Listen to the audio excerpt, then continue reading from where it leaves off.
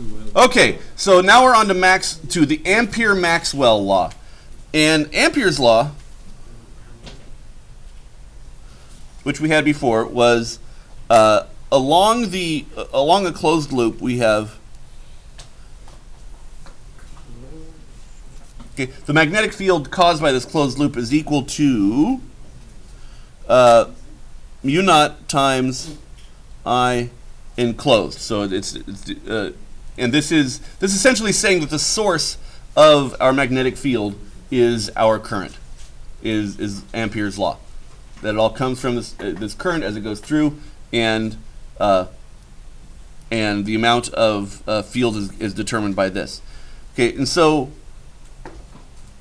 if you take a current and you surround it with a closed loop, okay, it's going to wind up equaling that's your magnetic field. If you find the magnetic field around a closed loop of the current, that the current gives you this magnetic field. So Maxwell, however, said, well, we're not quite done here, because what if we take a capacitor?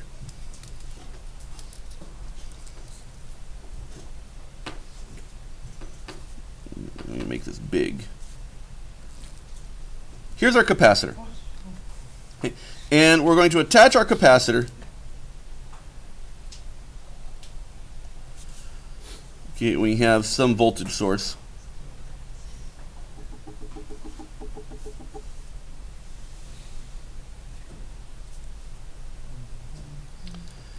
Okay, and well, let me open this. Well, imagine there's a switch. I forgot to drop it. Imagine there's a switch.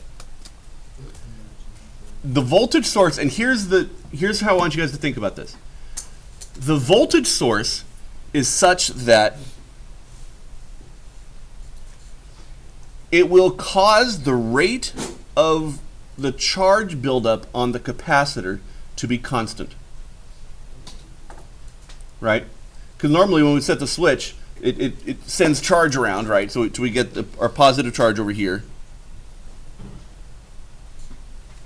And we get negative charge over 1, 2, 3, 4, 5, 6, 7. Okay.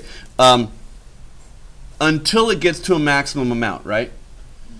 Well, let's limit ourselves to the amount of time where the capacitor is reaching full charge and it's not quite there yet.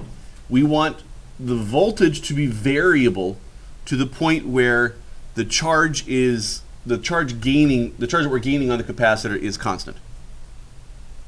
I'm sorry. The rate at which the charge is gaining is constant. You guys follow me there? Okay, so essentially what happens is, while it's charging, we have a current. Yeah?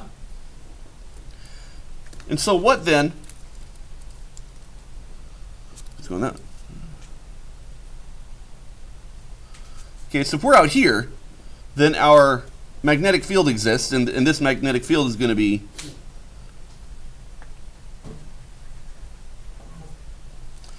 that, right? It's our Ampere's law basic loop equation, right? If we have a loop around it, the magnetic field any distance away from this line is going to be b 2 pi r over equals mu I. Okay. But what about here? What if we draw the loop around the capacitor? Okay. Well, there's no current, right? There shouldn't be any current going through the capacitor. Why?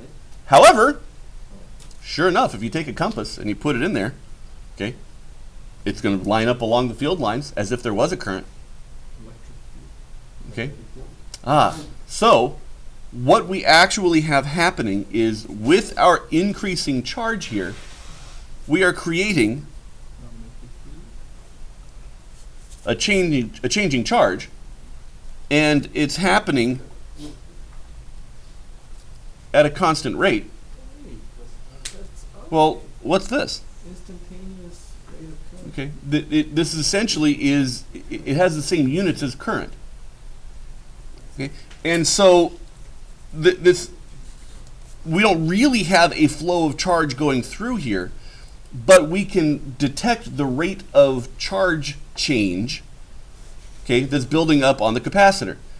And so instead of just looking at this being current, we need to look at this in a different way. Okay? And this we start looking at as a changing electric field is, for all intents and purposes, the same thing as a current as far as the magnetic field is concerned. That if we have a changing magnetic field, a changing electric field, the magnetic field doesn't recognize it as anything different than a current. Okay, we will still have a magnetic field coming from a changing electric field. And so a change in our E leads to a magnetic field. Does an electric field itself make a magnetic field? No. No. It has to be a changing magnetic field that creates the electric field. Okay, because it's the current, it's the change in electric field, also, or similar to a current that is that creates our magnetic field. So just as over here we have our magnetic field equaling mu naught I over 2 pi r squared. Okay, that's going to be the same thing over here. Okay, and this actually has a name for it. This dq dt that's building up on this current is called a displacement current.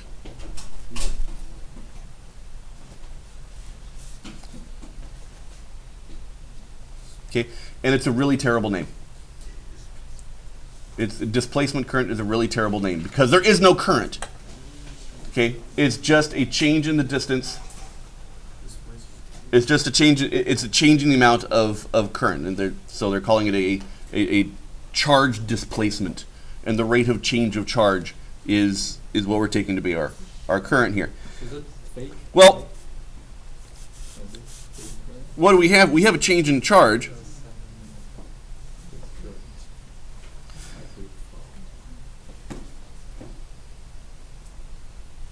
Okay, and let's let me write here.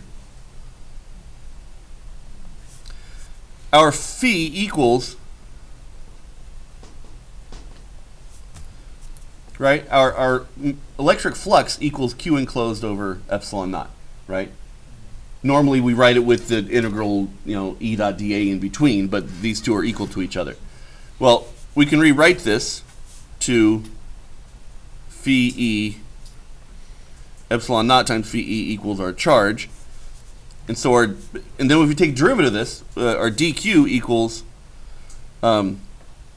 epsilon naught d phi.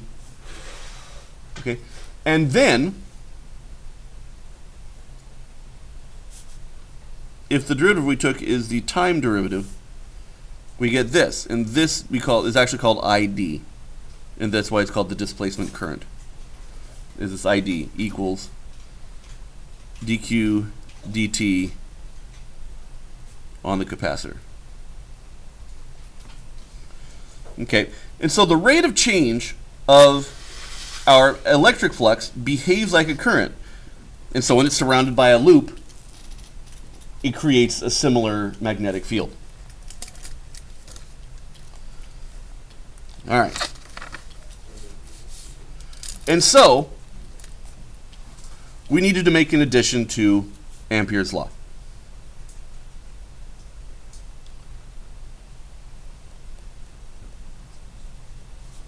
Okay, that our magnetic field times ds is equal to mu naught I, okay, which is cool if we actually have a current. But if we have a situation where we don't have an actual moving current, then it's also equal to mu naught times whatever this ID was, but ID wound up being epsilon naught d phi E dt. Okay, and this is Maxwell's law. Very rarely are you going to have both of these together. Both terms of these together. They generally won't happen. Okay? So, is that All right. I mean, they could. If I really wanted to throw something evil at you guys, I could throw this onto an RC circuit. Oh, Okay. no. Okay. Perhaps. No, I don't like the word However, why don't we write this as some form of some other kind of constant? We have a mu naught epsilon naught. Why don't we write this as just some other constant of, some other thing? Another variable. Okay. And here's Constant. why. This winds up having a very significant and mind-blowing value here. That if we take 1 over the square root of mu naught epsilon naught, this equals c, which is the speed of light. This value defines now what the speed of light should be. Epsilon naught is an experimentally determined value. When we better measure the permittivity of free space, we are determining what c is 2 more significant digits. Remember, mu naught is defined as it's 4 pi times 10 to the 7th Tesla per meter or something like that. This has an exact value.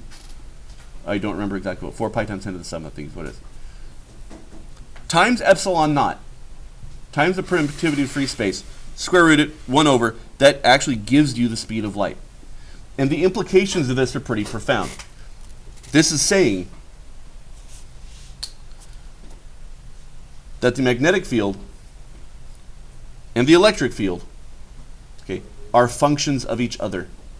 And this equation is what truly brought the field of electricity and the field of magnetism together and created electromagnetism, okay, E and M, as one thing. And as it winds up, as we have found, that if we have a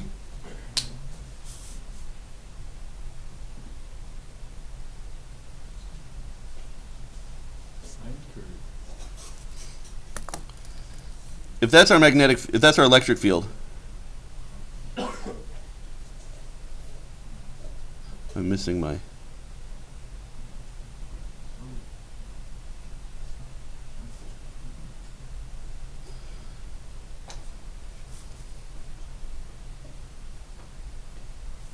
And I'm going to need a device for this part.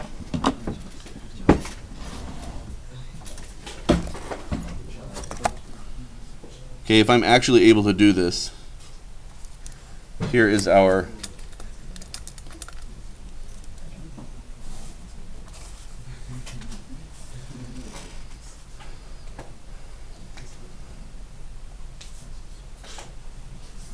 okay, if here's I hat, J hat, K hat, that these two fields make each other. That as we have an electromagnetic radiation traveling electromagnetic radiation, it has both a changing magnetic field and a changing electric field, and the two of them make each other. A changing magnetic field makes an electric field, and a changing electric field makes a magnetic field. And so the two, and that combination of electricity, and they're orthogonal to each other, and the combination of an orthogonal electric field and magnetic field creates light, creates a light wave. Was Maxwell the first guy? Maxwell, he was who figured out what the speed of light was. It was through this. That we found a reason why there is a maximum speed of light. How does that prove that's the speed of light? Yeah, other than Oh, how does it prove it's the speed of light? Yeah. It doesn't. He proved through other math that I'm not about to go through here that it was the speed of light. This value happens to be it. Okay, what? I'm not going to prove it for you here. One, I can't. Okay, I could have 25 years ago. I can't do that now. Okay, but this is what the value is. But this is one of those things that got me hooked in physics.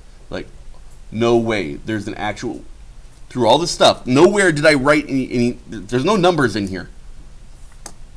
But when we plug numbers in for these constants, we get 1 over the square root of the speed of light. I'm sorry, that 1 over the square root of this equals the speed of light. That's way freaking cool. And that hooked me. Is there a thing faster than light? No. Okay. Okay, so that is Ampere-Maxwell law.